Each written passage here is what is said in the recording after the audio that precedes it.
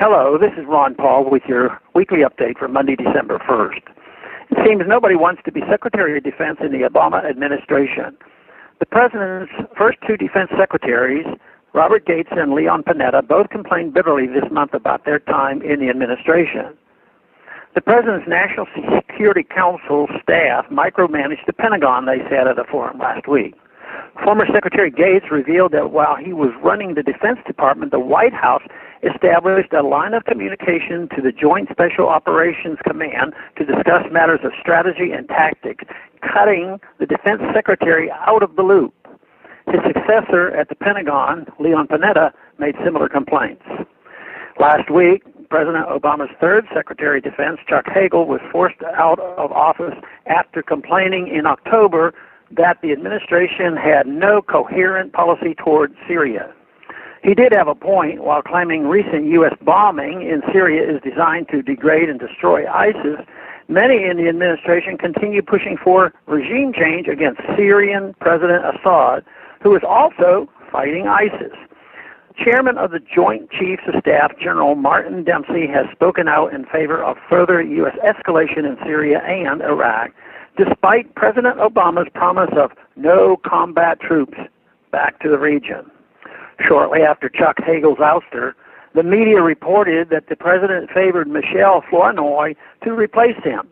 She would have been the first female defense secretary, but more tellingly, she would have come to the position from a think tank almost entirely funded by the military-industrial complex. The Center for a New American Security, which she founded in 2007, is the flagship of the neocon wing of the Democratic Party.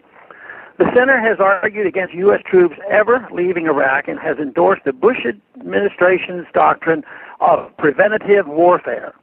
The center is perhaps best known for pushing the failed counterinsurgency doctrine in Iraq and Afghanistan. The Cohen Doctrine was said at the time to have been the key to the U.S. victory in Iraq and Afghanistan. Now that the U.S. is back in Iraq and will continue combat operations in Afghanistan next year, you don't hear too much about Cohen and victories. Flournoy turned down Obama before she was even asked, however. She is said to be waiting for a Hillary Clinton presidency where her militarism may be even more appreciated. With the next Senate to be led by neocons like John McCain, a Hillary Clinton presidency would find little resistance to a more militaristic foreign policy.